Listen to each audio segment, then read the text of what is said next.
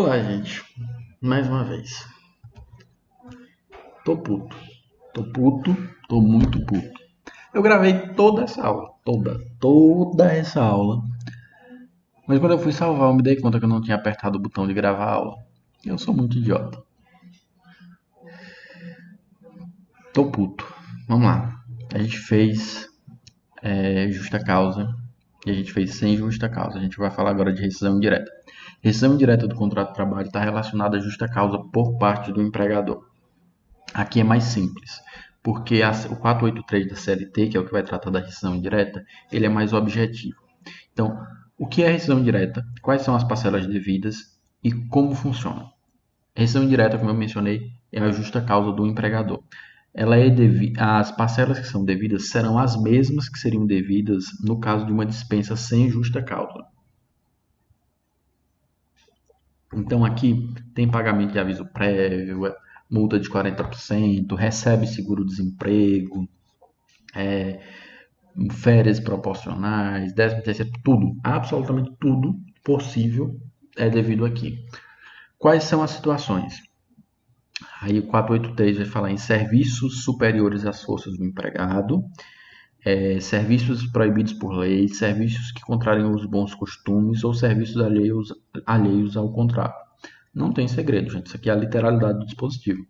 Se for uma dessas situações, o empregado pode buscar a rescisão do contrato na Justiça do Trabalho. Como é que ele faz? Ele notifica o empregado, ele entra na Justiça para cobrar as verbas. É isso que acontece. Também pode acontecer a rescisão direta quando o empregado for tratado pelo empregador com rigor excessivo, pelo empregador ou pelos seus prepostos. Aqui, rigor excessivo normalmente está relacionado com a tentativa do empregador de fazer com que o empregado peça demissão. Então, excesso de cobrança, metas abusivas, tudo isso aqui é possível de enquadrar nessa situação.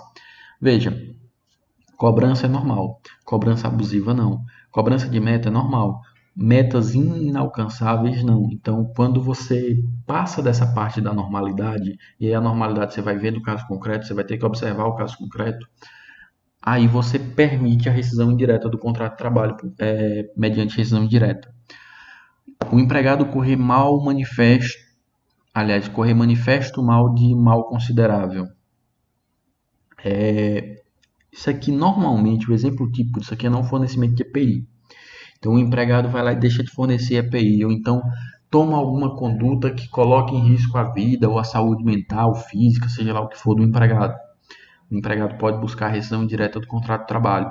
Outra situação, o empregador não cumprir as obrigações do contrato. Quais são as situações aqui para exemplificar isso? Não pagamento de FGTS, não recolhimento de verbas previdenciárias, não anotação da CTPS. Tudo isso aqui pode dar causa à rescisão indireta do contrato de trabalho. Tem quem questione, viu, gente? Tem quem diga que não recolher FGTS não é obrigação, não é um ato ilícito grave o suficiente. Mesma coisa quanto às verbas previdenciárias.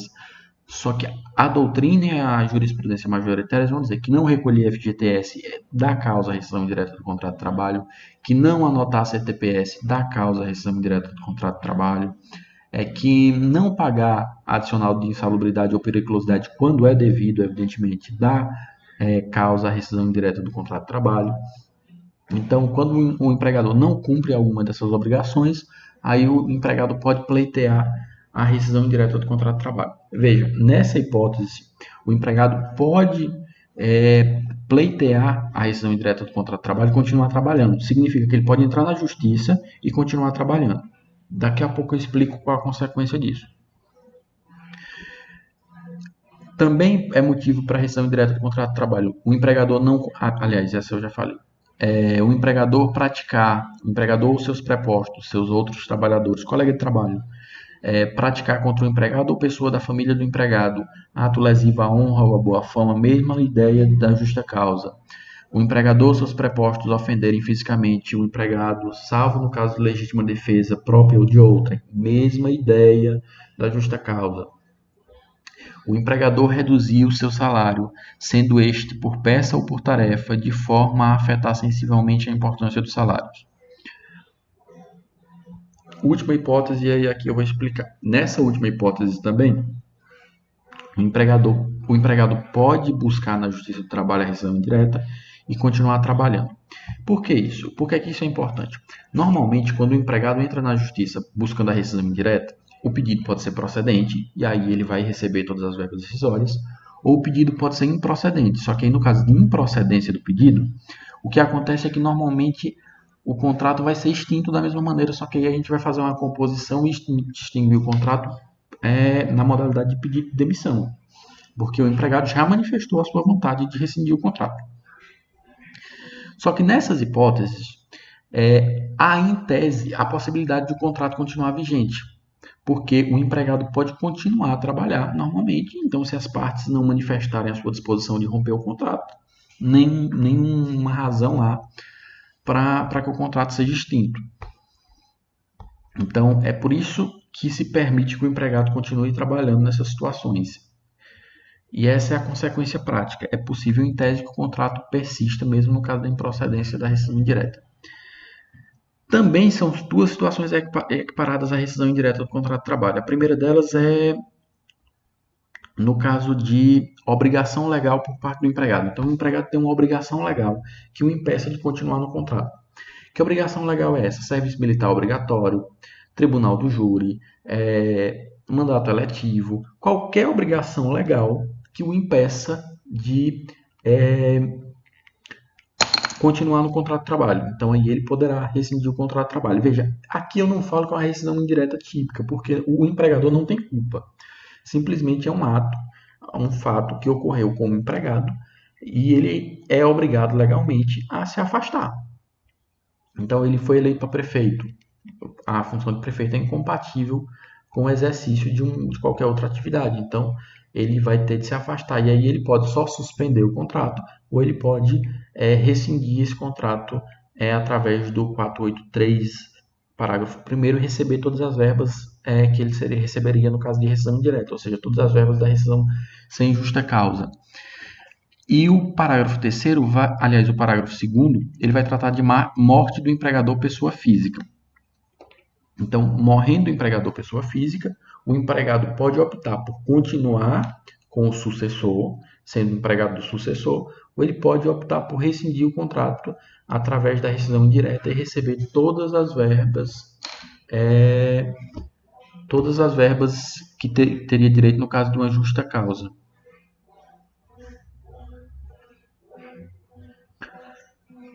Então, essas duas hipóteses, apesar de não ser uma rescisão indireta típica, também permitem o enquadramento. Como eu já havia mencionado, a linhas D e G, não cumpriu o empregador as obrigações do contrato, ou então suspender, reduzir o pagamento de salário por peça ou tarefa, a ponto de reduzir no final o salário nominal do empregado, podem dar ensejo também à rescisão indireta, só que nessas situações o empregado pode optar ou não por se afastar de imediato. Ele pode pedir a rescisão indireta e continuar trabalhando e esperar o resultado do processo. Pedido de demissão. Veja, pedido de demissão é a rescisão do contrato por iniciativa do empregado. Então ele livremente se manifesta no sentido de pedir demissão. Veja, ele livremente. Significa dizer que se a manifestação de vontade não for livre, essa manifestação de vontade for objeto de coação, esqueci o nome, de simulação, de fraude, qualquer tipo de fraude, for de estado de necessidade, estado de perigo, tudo isso, a manifestação de vontade não vai ser livre.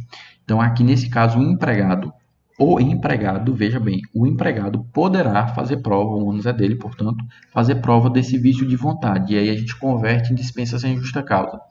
Caso a manifestação de vontade seja livre, no pedido de demissão, o empregado tem direito a receber férias e 13º proporcional, saldo do salário, e o FGTS ele vai ter direito a receber, só que não receber pessoalmente. Esse FGTS vai para a conta vinculada dele lá na Caixa.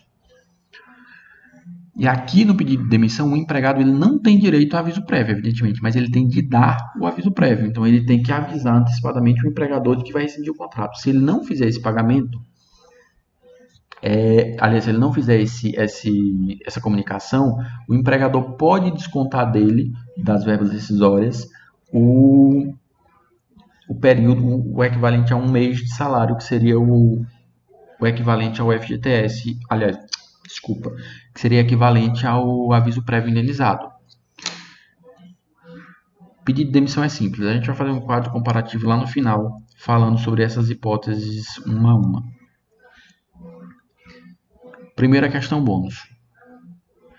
Parem, respondam. Só o primeiro a responder vai ter um pontinho lá um pontinho extra.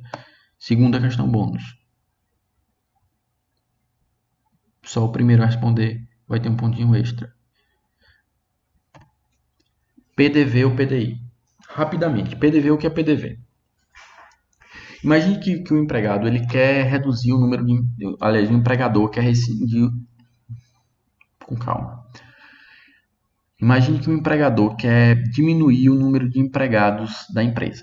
Então, o que é que ele faz? Ele institui um PDV ou PDI que vai, além das verbas rescisórias, vai conceder alguma vantagem para os empregados que fizerem a adesão. Então, aí o empregado vai concorrer com essa rescisão do contrato porque ela vai ser mais vantajosa. O que é que acontecia? O que acontecia primeiro é que assim, o empregado ia lá e aderia ao PDV, e aí ele recebia todas as verbas rescisórias da dispensa sem justa causa. Então ele recebia aviso prévio, ele recebia multa de 40% da FGTS, recebia tudo certinho. E ele recebia uma indenização suplementar. O tamanho dessa indenização, a forma de pagamento, tudo isso vai estar previsto no instrumento que institui o PDV. Então ele recebia também essa indenização suplementar. E aí, depois de recebido tudo certinho, ele ia lá e colocava a empresa cobrando na justiça a hora extra que ficou para trás, FGTS que ficou sem depositar, aviso adicional de insalubridade, adicional de periculosidade, tudo isso aí que ficou para trás ele ia cobrar. E a Justiça do Trabalho entendia que o PDV ele só dava quitação das verbas que estivessem descritas expressamente no termo de rescisão do contrato. Caso não estivesse lá expressamente no termo de rescisão do contrato, não haveria essa quitação. E aí seria possível essa cobrança em juízo.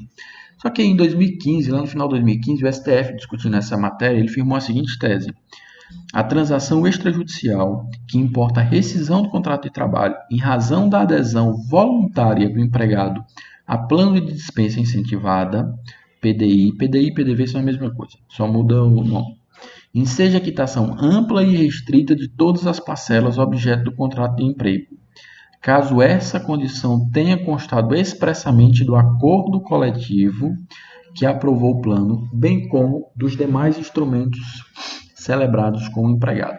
Então o STF ele disse, olha, não tem essa de cobrar por passado.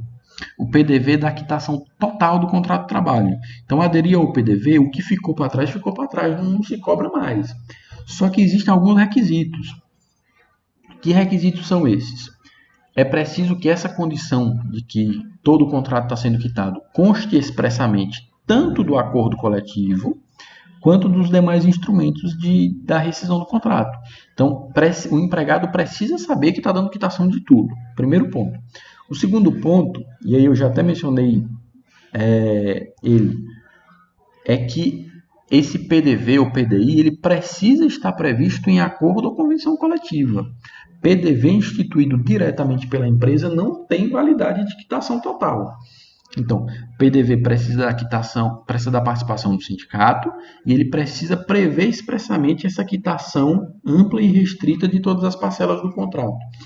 E aí, essa decisão do STF também, essa tese, lá na fundamentação da decisão, ela estabeleceu uma outra condição, que seria a de o PDV ofertar aos empregados alguma vantagem real. Isso porque se o PDV não oferta nenhuma vantagem real, não tem por que o empregado aderir.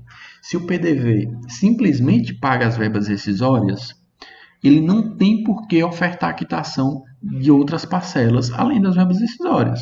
Não há nenhum tipo de vantagem. Então é necessário que o PDV conceda alguma vantagem. Então, no final ficou assim: PDV dá quitação total e restrita de todas as parcelas do contrato, desde que ele oferte alguma vantagem para os empregados, ele seja previsto por acordo ou convenção coletiva e essa quitação total esteja prevista tanto no acordo coletivo quanto nos instrumentos normativos, nos instrumentos da rescisão do contrato, no TRCT, no termo de adesão ao PDV, em todos esses instrumentos tem que estar lá prevista a condição de que a quitação é total e restrita. Isso foi final de 2015. Final de 2017 entrou em vigor a reforma trabalhista, e aí a reforma trabalhista previu uma nova redação para a CLT, criando um novo artigo 477B, que prevê exatamente isso. A despeito da redação não ser exatamente essa, mas a interpretação que eu tenho feito, a interpretação que eu tenho visto, os doutrinadores, que aqui de fato importa fazer a respeito, é exatamente essa. PDV vai dar quitação total e restrita do contrato de trabalho, desde que seja previsto por acordo ou convenção coletiva, que essa condição esteja prevista num acordo ou convenção coletiva e que haja alguma vantagem para o empregado. Então, nesses termos, PDV vai dar quitação total do contrato de trabalho. Anotem isso, guardem isso, viu? Ainda vai ser importante. Culpa recíproca. Culpa recíproca. Aqui no caso de culpa recíproca, há uma culpa, há um fato grave cometido pelo empregado e pelo empregador ao mesmo tempo. Não pode ser um comete uma falta grave agora, daqui uma semana, um mês, o outro comete outra falta grave. Não dá para ser assim. As faltas graves têm de ser cometidas simultaneamente. Então, se o empregado comete lá uma falta do 482 e o empregador uma do 483, o contrato de trabalho pode ser rescindido por culpa recíproca. E aí, nesse caso, as verbas rescisórias devidas vão ser pagas pela metade. Então, é metade do 13º proporcional, é metade das férias proporcionais, é metade da multa de 40%, que no caso não vai ser metade de 40%, vai ser 20%.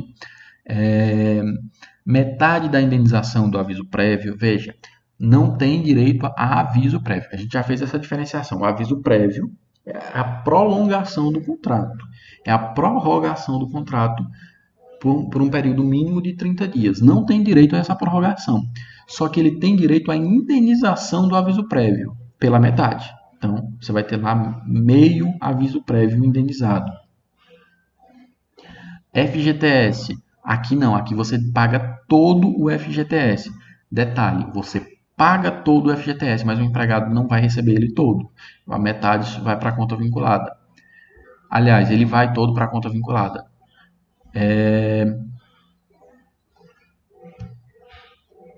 Basicamente é isso que eu tinha para falar sobre culpa recíproca. Bem simples.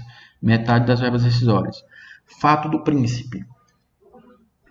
Fato do príncipe é a extinção do contrato de trabalho em decorrência de um ato normativo ou um ato estatal, ainda que não seja normativo, um ato impositivo qualquer da União, do Estado ou de um município. Então, um ente federado vai lá e pratica algum ato que impeça a continuidade do empreendimento, do negócio, e que, por decorrência disso, o contrato de trabalho vai ser extinto. Nessa situação, a doutrina entende que as verbas decorrentes da rescisão do contrato vão ser pagas pelo ente que deu causa à extinção do estabelecimento. Veja, o que a doutrina vai entender é que as verbas decorrentes da rescisão do contrato vão ser devidas pelo ente federado. Quais são essas verbas? O aviso prévio e a multa de 40%. Férias proporcionais e 13º proporcional não é devido em decorrência da extinção do contrato de trabalho. Ela é devida mês a mês e exigível quando o contrato se extingue. Então, saldo de salário não é devido pela extinção do contrato, ele já era devido, ele é devido pela prestação do serviço, ele é exigível quando o contrato se extingue. Então, a doutrina ainda vai fazer essa diferenciação. No fato do príncipe, o empregador tem de pagar 13º proporcional, férias proporcionais e vencidas, eventualmente, vai ter que pagar o FGTS, vai ter que pagar o saldo de salário, e o ente que deu causa à extinção do contrato, seja a União, seja o Estado, seja o município, vai pagar o aviso prévio e a multa de 40%. Só para contextualizar, nesse momento que a gente está vivendo, lockdown ou quarentena, ou seja, deslocamento, afastamento social, seja lá como vocês tenham ouvido falar disso, não é, ao meu ver, pelo menos não é ao ver de quem eu tenho visto escrever e estudar sobre isso, fato do príncipe. Por quê? O fato do príncipe ele pressupõe uma conexão direta entre o ato do Estado, Estado ente federado, e o encerramento das atividades da empresa. Segundo, ele prevê a necessidade, ele decorre, aliás, essa condição, ela decorre errado, ela ocorre quando há um encerramento das atividades. E veja, no caso do lockdown, não há uma conexão direta. O lockdown não é uma ordem para que a empresa se encerre as atividades. O lockdown é uma ordem para que a empresa suspenda as atividades em decorrência de um estado de necessidade ou calamidade. Então, nesse caso, há apesar de haver uma conexão, ela não é direta. O encerramento eventual das atividades ele não vai decorrer diretamente da ordem estatal para o fechamento do comércio. Ele vai decorrer indiretamente, porque a ordem não é especificamente para que o comércio fique fechado. A ordem é para que as pessoas permaneçam em casa, a ordem é para que as pessoas mantenham o distanciamento social. E isso implica, por decorrência, o fechamento do comércio da indústria, mas não é essa diretamente a ordem. Segundo, normalmente não há fechamento da atividade, do encerramento da empresa. A empresa suspende as atividades e ela volta depois. Então, se ela volta depois com um número menor de empregados e aí ela optou por demitir alguns, aí você não pode falar em fato do príncipe, a empresa que pague as verbas rescisórias devidas. E terceiro, a União, no caso específico do lockdown atual, ela está custeando, subsidiando as empresas por esse período. Então, ela está pagando indenização para manutenção dos salários, a indenização lá do seguro-desemprego, equivalente ao seguro-desemprego, ela está custeando suspensão de contrato, enfim, ela está fazendo um monte de coisa. Não vem ao caso agora, mas tem um monte de subsídio justamente para que os empregados não sejam demitidos. Então, a gente não pode estabelecer uma conexão direta entre as ordens do Estado para distanciamento social e o encerramento dessas atividades. Então, não seria, ao meu ver, e mais uma vez, no entender da grande maioria das pessoas que eu vi estudando sobre isso, fato do príncipe. Dito isso, prossigamos. Morte do empregado. Contrato de trabalho é intuito personae. Então, morreu o empregado, o contrato de trabalho vai se extinguir. Só que veja, aqui o empregador não tem culpa nenhuma. Então, a gente aplica nessa situação os mesmos direitos a que teria direito o empregado no caso de pedido de demissão, com uma diferença. No caso de pedido de demissão, o empregado tem que dar aviso prévio. Então, se ele não dá o aviso prévio, o empregador pode descontar o aviso prévio das suas verbas rescisórias. Nesse caso, não, porque ele também não tem culpa de não ter concedido o aviso prévio. Então, aqui nesse caso, a morte do empregado dá direito às mesmas verbas que ele teria direito no caso do pedido de demissão, só que o empregador não pode descontar o aviso prévio, com essa única diferença. Uma observação aqui que eu imagino que vocês já devam saber disso, mas nunca é demais. No caso de morte do empregado, o empregado em si não tem direito a mais nada. Ele morreu. Então, quem morre não tem mais direito. Quem tem direito são os sucessores. E aí, os sucessores aqui, nesse contexto, são os dependentes habilitados na Previdência Social. Então, por ocasião da morte do empregado, quem tem direito a receber as verbas rescisórias são os dependentes habilitados na Previdência Social. Ah, mas não tem dependente. Aí sim você vai para aquela ordem legítima lá de descendentes, ascendentes, enfim. Mas quem recebe, no primeiro momento, são os dependentes habilitados na Previdência.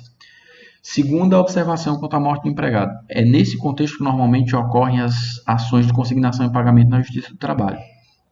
Então, quando você encontrar com a ação de consignação e pagamento na Justiça do Trabalho, grande maioria das vezes você vai estar diante da morte do empregado. Então ele morreu, não sabe muito bem para quem pagar, então ele vai lá entra com a ação de consignação de pagamento das verbas rescisórias, a Justiça do Trabalho vai oficiar o INSS, vai ver quem são os dependentes habilitados e vai distribuir esse dinheiro de forma igual para todos os dependentes.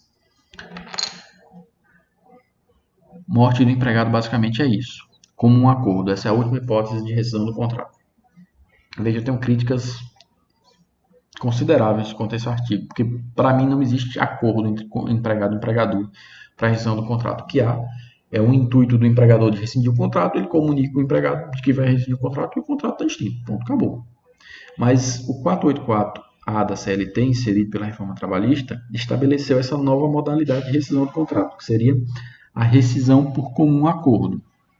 Essa rescisão ela vai ocorrer na situação de as partes entrarem em acordo para rescindir o contrato e, nesse caso,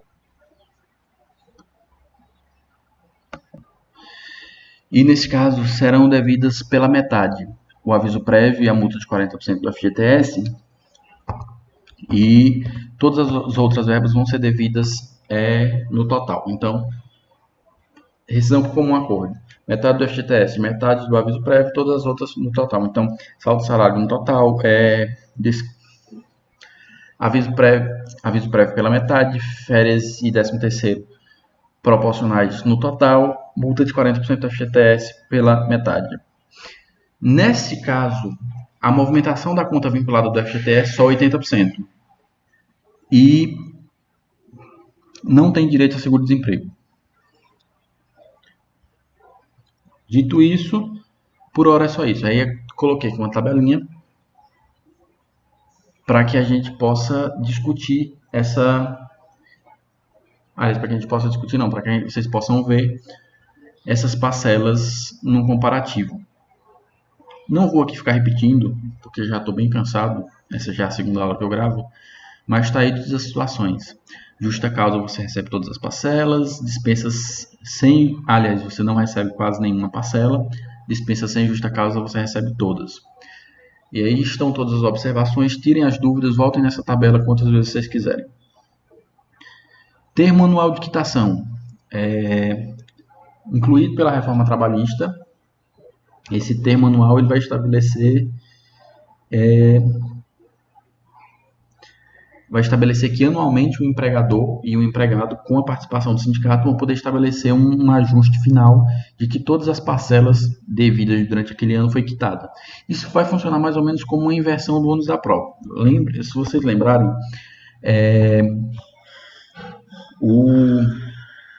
as verbas contratuais elas são pagas mediante recibo, então o empregador é quem tem o ônus de comprovar o pagamento dessas parcelas. Havendo um termo anual, quem terá a obrigação de comprovar que, apesar de estar uma verba descrita nesse termo anual, mas ela não foi devidamente recebida, vai ser o empregado. Aí você vai ter uma inversão.